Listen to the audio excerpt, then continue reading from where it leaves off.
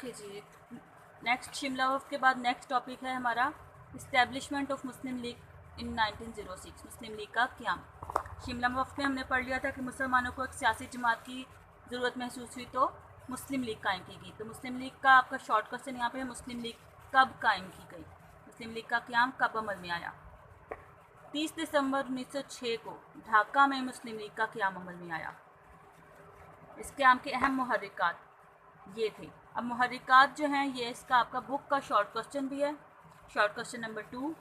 इसके मुहर्रिकात थे तकसीम बंगाल 1905 की बंगाल को तकसीम कर दिया गया और हिंदुओं का रद्द-ए-अमल के हिंदू उस चीज़ से नाखुश हुए और वापस बंगाल की तकसीम का जो मंसूबा था उसको ख़त्म कर दिया गया। अंग्रेज़ों का रवैया, मुसलमानों का एहसास महरूमी और मुसलमानों का सियासी तौर पर नज़रअंदाज किया जाना। इन मुहर्रिकात की वजह से मुसलमान अंग्रेज़ों और हिंदू ताउन की वजह से दब गए थे, मुतहर्रिक हुए और मुश्तरका सोच के दायरे में आ गए। मुसलमान लीडर इकट्ठे होकर वायसराय हिंद से मिलने शिमला गए। यहाँ पे शिमला वफ़द की बात है, जब इकट्ठे होकर वो शिमला गए और वहाँ पे उन्होंने इसके बाद अपने आप को सियासी तौर पर मुनज़्ज़म किया। मुस्लिम लीग के क़याम के मकासद। अब क्या मकासद थे? बरतानी हुकूमत के लिए वफादाराना जज्बात पैदा करना, हुकूमत की कार्रवाइयों के बारे में उनके शक व शुबात को दूर करना, मुसलमानों के सियासी हकूक़ की हिफाजत करना, उनके मुतालबात को हुकूमत के सामने पेश करना, मुसलमानों के मकासद को नुकसान पहुँचाए बगैर दूसरी अक़वाम से ताल्लुकात इस्तवार करना। अब इसमें आपके शॉर्ट क्वेश्चन इस टॉपिक में से अगेन बन गए 1 और 2। ये 2 शॉर्ट क्वेश्चन आपने करने हैं। इसके बाद नेक्स्ट आपका इसमें आता है मिंटो मार्ले इस्लाहात। अब 1905 में तकसीम बंगाल की जैसे मुल्क में सियासी बेचैनी बढ़ गई और हिंदू और मुसलमान एक दूसरे से बेजार होते चले गए। हालात की नज़ाकत को देखते हुए वज़ीर हिंद मिस्टर मार्ले और गवर्नर जनरल लॉर्ड मंटो, इसको बिल्कुल आपने शॉर्ट करके करना है, मेन पॉइंट लिखना है कि वज़ीर हिंद मिस्टर मार्ले और गवर्नर जनरल लॉर्ड मंटो ने हिंदुस्तान के लिए कुछ इस्लाहात मुरतब की। इन इस्लाहात को इंडियन कौंसल्स एक्ट 1909 के नाम से पास किया गया।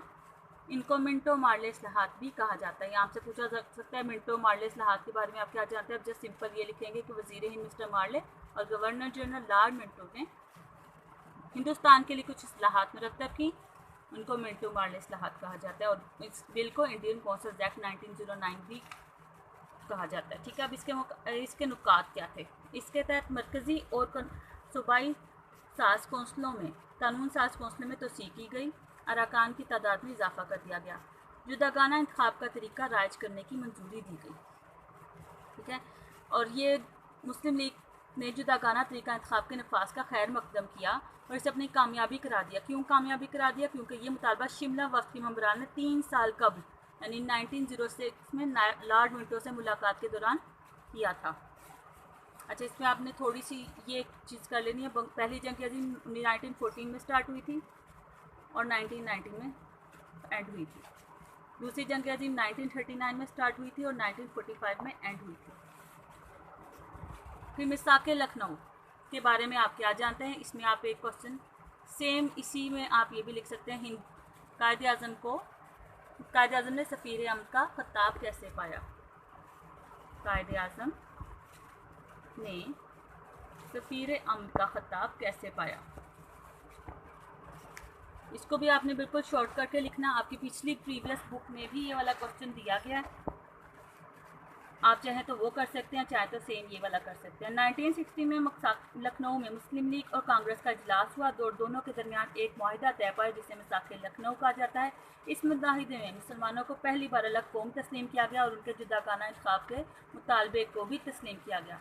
इससे पहले 1909 में मिंटो मार्ले इस्लाहात में भी किस मुतालबे को जुदागाना इंतखाब के मुतालबे को हुकूमत पहले ही तस्लीम कर चुकी थी। इस मसाके लखनऊ की बदौलत कायद आज़म को हिंदू मुस्लिम इत्तेहाद का सफ़ीर करार दिया गया। अब यहाँ पे आप सिंपल आपको मैंने बताया, आपकी प्रीवियस बुक भी आपके पास है, मिसाके लखनऊ में आप वो भी लिख सकते हैं, आप ये भी लिख सकते हैं। सेम आंसर है, कायद आज़म ने सफ़ीर अमन का खिताब कैसे पाया। ये इसका आपका लास्ट टॉपिक है। इसके बाद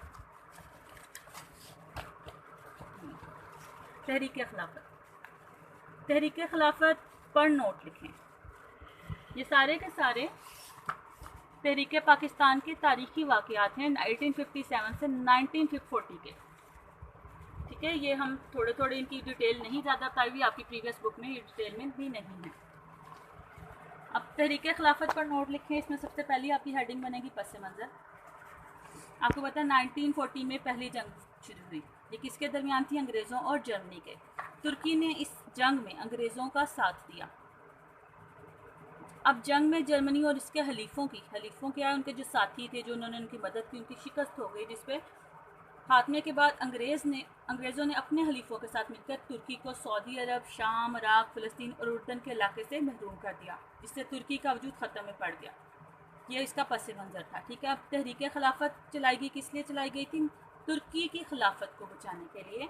बरसीर के मुसलमानों ने 1919 में एक मुल्क गिर तहरीक का आगाज़ किया, जिसे तहरीक खिलाफत के नाम से याद किया जाता है। इसके मकासद क्या थे? इसमें आप देख लें 3 हेडिंग बनी है, पस मंज़र, तहरीक खिलाफत और इसके मकासद।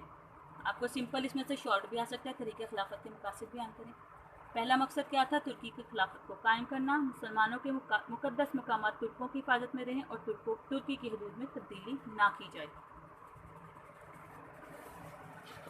इसके बाद आपका, ये मैं आपको ज़्यादा इसलिए पढ़ा रही हूँ ताकि इसके बाद लॉन्ग क्वेश्चन आना है और यहाँ तक के आपके वाक़यात पूरे हो जाएं। ठीक है, तहरीक अदम ताउन 1920 में तहरीक अदम ताउन चलाई गई थी। ये आपने पीछे पढ़ा है तहरीक अदम ताउन के बारे में, जब बंगाल की तकसीम हुई थी, ठीक उसमें हिंदुओं ने तहरीक अदम ताउन चलाई थी। इसके मकासद क्या थे? हुकूमत के साथ अदम ताउन करना, सरकारी मुलाजमतों को तर्क कर देना, फौज में मुसलमानों का भर्ती ना होना, अंग्रेजी मसनूआत का बाइकआउट, अदालती बाइकआउट, बच्चों को स्कूलों कॉलेजों में ना भेजना, अंग्रेज़ों के अता करदा खिताबात वापस करना। ओके, दैट्स इनफ, इतना आज के लिए।